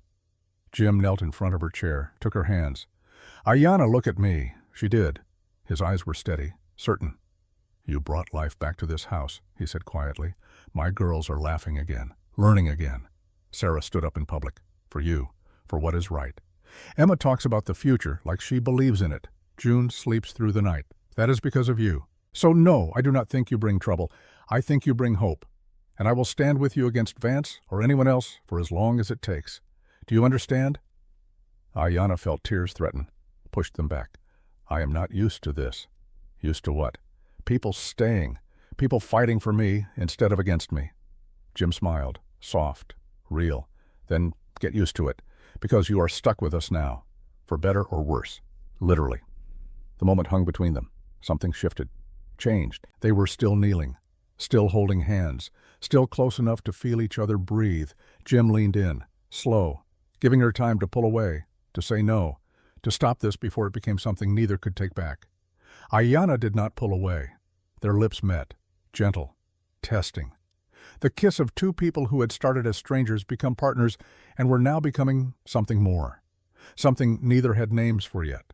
When they pulled apart, both were breathing differently. That was, Jim started. Yes, Ayanna agreed. They stood, tried to look normal, professional. Failed completely. Outside, Red Skywalker was waiting with the elders. He took one look at their faces and smiled. Good, he said. You are learning. Now we go. We have work to do. They rode back to the ranch as the sun set. When they arrived, smoke was visible on the eastern horizon. Too much smoke, too dark. One of the cowboys rode up fast. Boss, fire at Fort Apache. The old red feather cabin, burned to the ground. Nothing left but ashes. Ayanna felt cold slide down her spine. When, this afternoon, while you were in town, someone saw riders leaving, 3 men on ranch horses. Vance, destroying evidence, making sure nothing tied him to Thomas's death or any threats made, burning the past to protect his future. Jim's jaw tightened. He is trying to provoke us, trying to make us do something stupid before the hearing. It is working, Ayanna said. Fury burned in her chest, hot and righteous. He killed my father, burned my home, threatened my people, and he thinks he can walk away because he has money. No, he thinks he can walk away because we will lose our tempers and give him an excuse. Do not give him that. Jim turned to Red Skywalker. Is the document safe? With Marshal Stone, locked in the courthouse safe. Vance cannot touch it. Then we stick to the plan. Tomorrow we present evidence. We let the law handle him. And if the law fails, then we try something else. But we do it smart, legal. We do not become what he is. Ayanna wanted to argue, wanted to ride back to town and confront Vance, wanted to make him pay for every hurt, every threat, every life he had damaged. But Jim was right. Rage made mistakes. Patience won wars. All right, she said. We wait, we prepare, we fight smart. That night people came to the ranch, more people than Ayanna expected. Apache elders with their families. Cowboys from neighboring spreads who had heard what was happening and wanted to help. Sam Chen brought his sons. Dr. Harrison arrived with medical supplies saying if there was going to be trouble, someone should be ready. Even the old man from the town hall showed up carrying a rifle older than statehood. Thought you might need witnesses, he said. Case things get complicated. Jim's house filled with people. The kitchen became command center. The living room became meeting hall. Emma and June helped serve coffee and food, delighted to have so many visitors. Sarah moved through it all with quiet competence, organizing supplies, making sure everyone had what they needed. As midnight approached, everyone gathered in the main room. Red Skywalker stood. Tomorrow we go before the white man's law, he said, speaking both English and Apache so everyone understood. We present truth. We ask for justice. Some of you wonder why we fight this way instead of the old way. I will tell you, because the old way led to war, to death, to our people on reservations with nothing. This new way, the way of law and words and documents, it is harder, slower. It requires patience we are not used to. But it is the only way forward, the only way to protect what little we have left. So tomorrow, we fight with truth. We fight with law. We fight together. Apache and white and Chinese and everyone who believes justice matters more than money. And we win. Not because we are stronger, because we are right. People nodded, spoke quiet words of agreement. The room felt united, purposeful. June came to Ayanna carrying her doll, the one she had given Ayanna for luck before the journey. She held it out. You gave this back, June said, but I want you to have it tomorrow. So you are not alone. Ayanna knelt down. Thank you, sweet girl, but I am not alone anymore. None of us are. We have each other. That is stronger than any lucky charm. June thought about that, then nodded seriously and hugged Ayanna tight. As people finally started to settle in for the night, finding places to sleep on floors and couches, Ayanna stood on the porch looking at the stars. The same stars her mother used to point out, the same stars that shone over Apache land and white land and every land between. Jim came out, stood beside her, did not speak, just stood. Two people who had learned that sometimes presence was enough. Tomorrow changes everything, Ayanna said finally. Yes. Are you scared? Terrified? You? Same. Jim's hand found hers in the dark. Squeezed. Then we are terrified together. Seems fitting. Ayanna looked at the house behind them, full of people, full of hope, full of something that felt dangerously close to family. Whatever happens tomorrow, she said, thank you for believing me, for standing with me, for giving me this, a place to belong. Jim pulled her close, kissed the top of her head. You always belonged. You just needed to see it. They stood there under the stars until the cold drove them inside. Until morning came, whether they were ready or not. Until the day arrived that would decide everything. And for the first time in her life, Ayanna did not face it alone. She faced it surrounded by people who cared, people who stayed, people who chose to fight for what was right even when it was hard. She faced it as part of something bigger than herself. She faced it with hope. The courthouse stood solid and imposing in the morning light. Stone walls 2 feet thick, windows that looked like judgmental eyes, the kind of building designed to make people feel small and the law feel enormous. Ayanna stood at the bottom of the steps, looking up at those doors, feeling the weight of history pressing down. This was where justice happened, or where it failed, where promises were kept or broken, where the powerful won or where the right prevailed. Today would determine which. Jim touched her elbow. Ready? No, but that has never stopped me before. They climbed the steps together. Behind them came Red Skywalker and the Apache elders moving with dignity that needed no announcement. Sam Chen and his sons, Dr. Harrison, cowboys from Copper Creek, the old man from the meeting still carrying his ancient rifle even though weapons were not allowed inside. Marshal Stone met them at the door and gently suggested the rifles stay outside. The old man grumbled but complied. Inside the courtroom was already packed, every seat filled, people standing along the walls, more crowded in the doorway. Word had spread through the territory like wildfire. The Apache woman against Clayton Vance, the treaty against the money. Everyone wanted to see how it would end. Vance sat at the defendant's table looking like a man who had already won. 3 lawyers around him, all expensive suits and confident smiles. Ruth Dietrich sat behind them, pale and nervous hands twisting in her lap. Vance's hired men lined the back wall, arms crossed, faces hard. Intimidation by presence. Judge William Crawford entered from his chambers, 70 years old with white hair and a face carved from granite. He had been on the bench for 30 years, seen every trick, heard every lie. The kind of judge who cared more about law than politics, which was exactly why Marshal Stone had requested him for this case. Court is in session, Crawford announced. His voice carried authority like some men carried weapons. We are here to determine the validity of a treaty document presented by Mrs. Ayanna Thornton on behalf of the White Mountain Apache people. Said document allegedly grants permanent protection to certain sacred sites against development or mineral extraction. Mr. Vance disputes the validity of this document. We will hear evidence from both sides. Then I will rule. Anyone who disrupts these proceedings will be removed and jailed. Are we clear? Silence. Everyone understood. Vance's lead lawyer stood. Percival Blackwood. Silver-haired. Silver-tongued. The kind of lawyer who could make theft sound like charity. Your Honor, we will demonstrate that the document in question is a forgery, a crude attempt to manufacture legal protection where none existed. We have brought an expert in historical documents who will testify that the signatures are false, the language is anachronistic, and the entire treaty is a fabrication created by parties unknown for the purpose of defrauding my client of his legitimate mineral rights. He sat down, smooth, confident. Judge Crawford looked at Jim's lawyer, Garrett. Your response?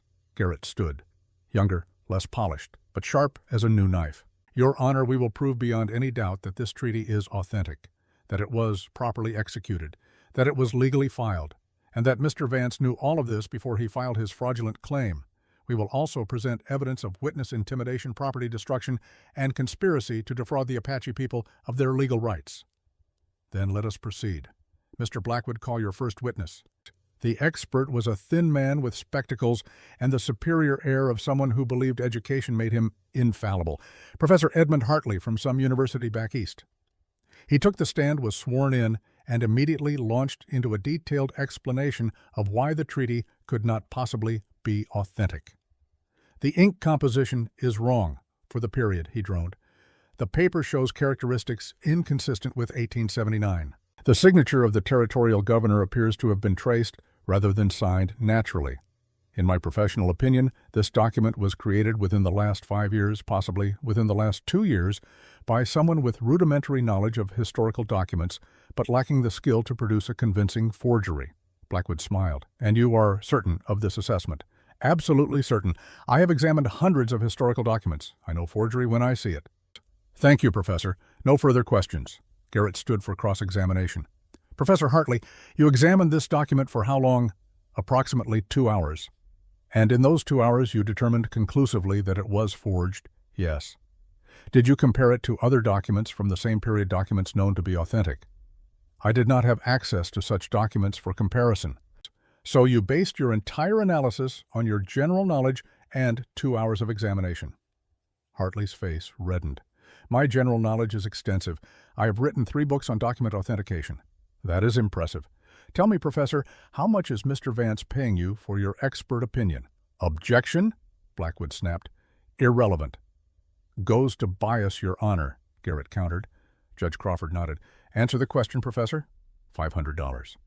A murmur went through the courtroom. $500 was 6 months' wages for most men, enough to make opinions flexible. And if you had concluded the document was authentic, would Mr. Vance have paid you that sum? Objection. Sustained. Move on, Mr. Garrett. Garrett switched tactics. Professor, you said the ink composition was wrong. Did you perform a chemical analysis? I did not need to. Visual inspection was sufficient. So you guessed. I applied professional judgment, based on looking at it, for 2 hours, without comparison documents, without chemical analysis, without any verification beyond your own opinion. Hartley's confidence was cracking. It is an informed opinion. Or it is an expensive opinion purchased by a man with motivation to discredit this treaty. No further questions. The professor left the stand looking less certain than when he arrived. Vance's expression had hardened. This was not going as smoothly as planned. Blackwood called 2 more witnesses, a handwriting expert who contradicted the first expert, and a territorial clerk who could not remember filing the original treaty but admitted records from that period were incomplete and poorly organized. Each one was methodically dismantled by Garrett on cross-examination until their testimony felt thin and unconvincing. By midday, Judge Crawford called a recess. People spilled out into the cold air. Ayanna found a quiet corner and tried to breathe. Sarah appeared with a canteen of water. You are doing good. That first expert looked like a fool by the end. Your father's lawyer is skilled. Father chose well. Sarah paused, looked uncomfortable. I wanted to say something about yesterday, when I spoke at the meeting. You do not have to explain. I want to. I was horrible to you, said terrible things. I wanted you to leave because I thought, if you left, maybe Mother would come back somehow. I know that sounds stupid. I am 12, not 6. But grief makes you think stupid things. Ayanna took Sarah's hand. Grief makes you survive however you can. There is no stupid in that. But you stayed anyway, even when I was awful. Why? Because I made a promise. To your father. To myself. And because I saw something in you that reminded me of me. That anger. That hurt. That need to push people away before they can leave. I understand it. I lived it. So I stayed because someone needed to show you that not everyone leaves. That some people keep their promises even when it is hard. Sarah's eyes filled with tears. She wiped them away fast. Thank you for not giving up on me. Thank you for speaking up yesterday. That took courage. I learned from watching you. They went back inside as the court reconvened. Now it was Garrett's turn to present evidence. He called Red Sky Walker first. The old Apache elder moved to the stand with the kind of presence that commanded respect without demanding it. He was sworn in and sat straight, hands folded, face calm. Mr. Walker, Garrett began, you were present when this treaty was negotiated in 1879. I was. I witnessed the signing. I watched the territorial governor put his name to paper. I watched the chiefs make their marks. I watched Thomas Redfeather witness it all. And the document Mrs. Thornton presented is that the same document? It is. I know the symbols. I know the words. I know the promises made that day. This is authentic. How can you be certain after so many years? Because some things you do not forget. The day my people were promised safety, promised that sacred sites would remain sacred, that is not a day that fades. That is a day that lives in here. He touched his chest. Forever. Blackwood stood for cross-examination. Mr. Walker, you are 70 years old? 65. And you expect this court to believe you remember precise details from 24 years ago. I expect this court to understand that when powerful men make promises to desperate people, those people remember every word, every gesture, every lie, and every truth, because our survival depends on it. Blackwood tried several more angles. Each one Red Sky Walker deflected with calm certainty. By the end, even Blackwood looked frustrated. Dr. Harrison testified next. Confirmed Thomas Redfeather's character. Confirmed the authenticity of the document based on Thomas's sworn statement before his death. Confirmed Vance's men had threatened Thomas just days before he died.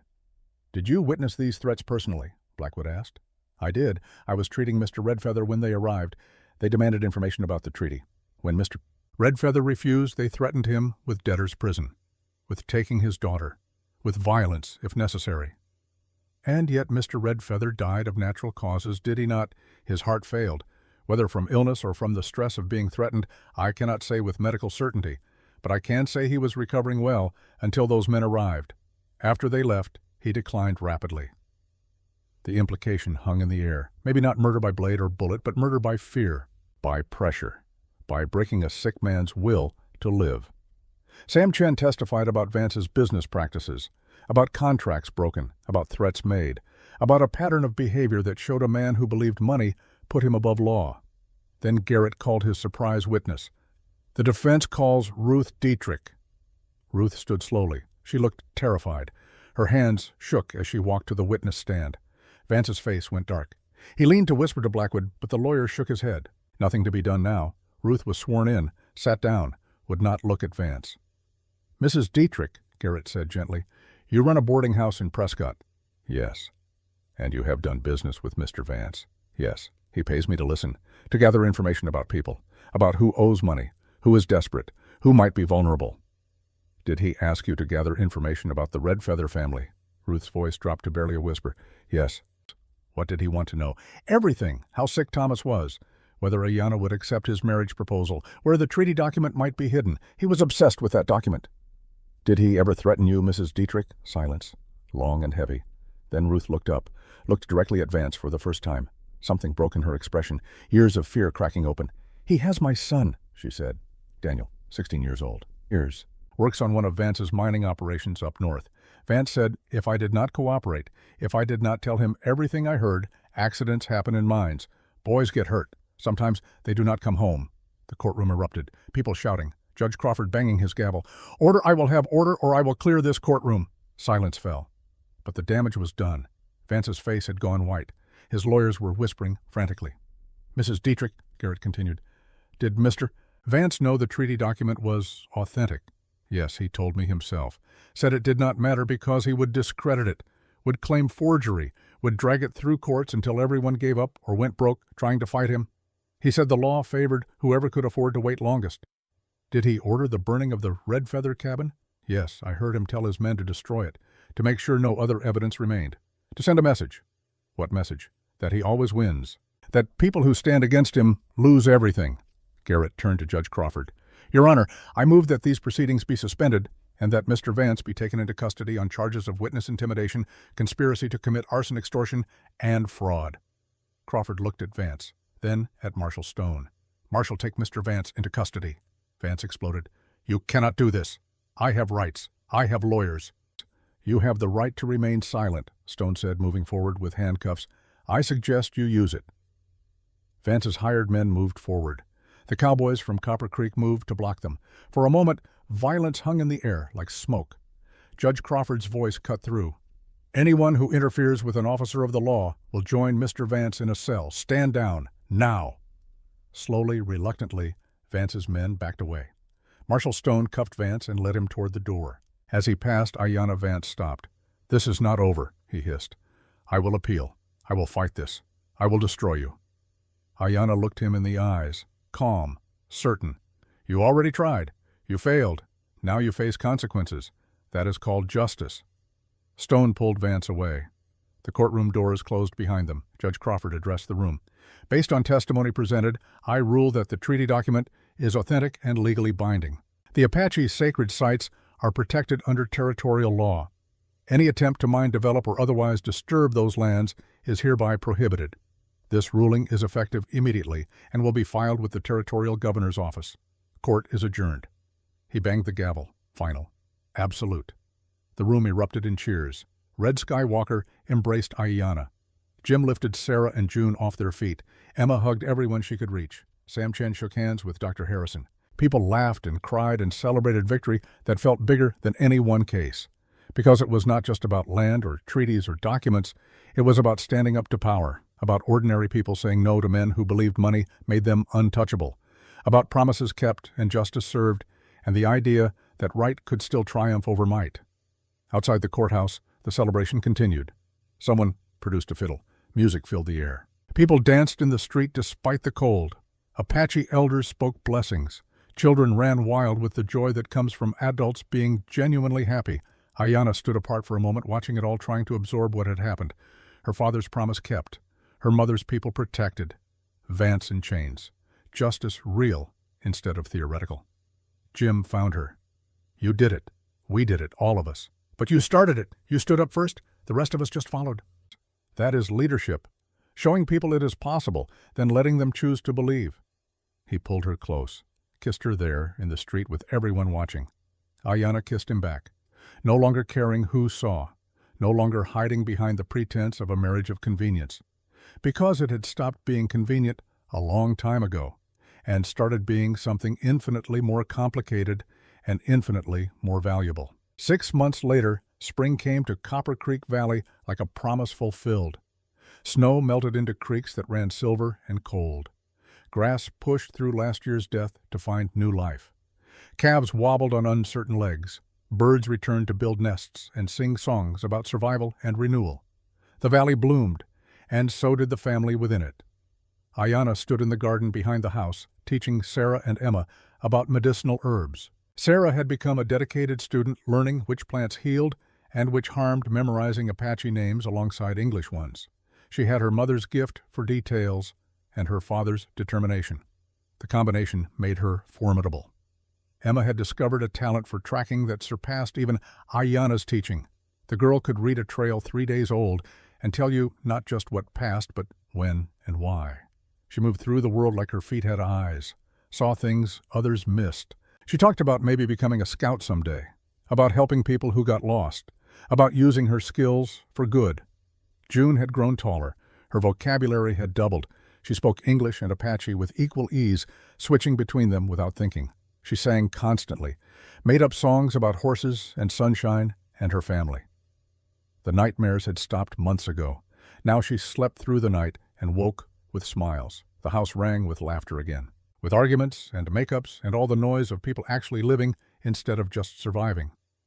Jim appeared from the barn, hat dusty face, tired but content. "Dinner ready soon. 1/2 hour," Sarah called. "We are almost done here." "Good. I am starving." He caught Ayanna's eye, tilted his head toward the hill. Their signal.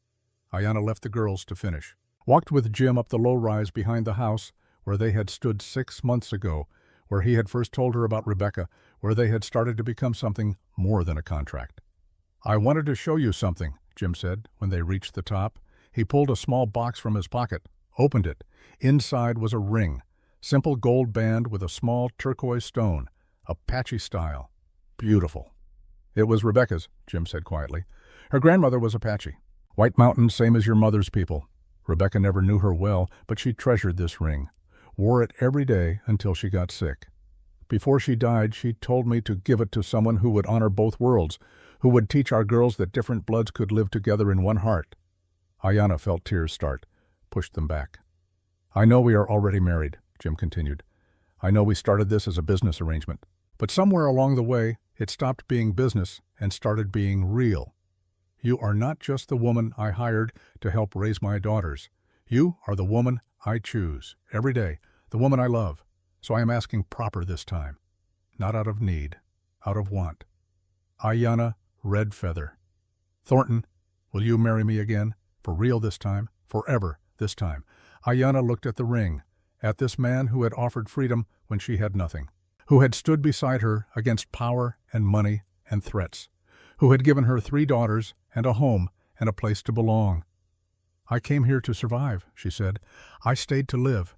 And now I know I am exactly where I belong. Yes, I choose you, I choose us. I choose this life, every day, forever." Jim slid the ring on her finger. It fit perfectly, like it had been waiting all along. They kissed as the sun set over the valley, turned the sky gold and pink and purple, painted the world in colors that spoke of endings and beginnings all at once. Below them, the girls came out of the house, saw their father and Ayanna on the hill. Sarah smiled. Emma waved. June started running up the slope, arms wide, laughing. "Mama, Papa, come down, dinner is ready." Mama. The word no longer surprised Ayanna, no longer felt borrowed. It fit, like the ring, like the valley, like this strange, cobbled-together family that had formed from loss and need and grown into something stronger than any one of them alone. They walked down together, Jim's hand in hers, June dancing ahead, the girls waiting. Dinner on the table, laughter in the air. This was not the life Ayanna had imagined, was not the future she had planned standing in that cabin with her dying father and a debt she could not pay. It was better, fuller, richer in ways that had nothing to do with money. She had learned something in these months, something her father tried to teach her, but she had to discover for herself.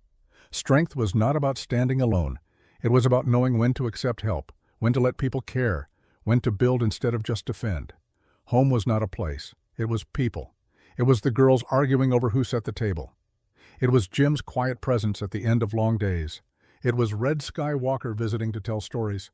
It was cowboys stopping by for coffee. It was community and connection and choosing each other over and over again. And belonging was not something given or earned. It was something created, built day by day through small choices and kept promises and showing up even when it was hard. Ayanna Red Feather Thornton had stopped surviving, had stopped just existing in the spaces between worlds. She was living, fully, completely, without apology. She had found her people, her purpose, her peace. She had found home. And that was worth more than all the money and all the land and all the power in the territory. As they gathered around the table for dinner, as grace was said in 2 languages, as food was passed and stories were shared and laughter echoed off the walls, Ayanna looked around at these faces she loved and felt gratitude so fierce it ached. She had been given a second chance, a new beginning, a family built from fragments, and she would honor it, protect it, cherish it, every single day. For as long as she breathed, that was her promise, her vow, her truth. And Ayanna Red Feather Thornton always kept her promises, always.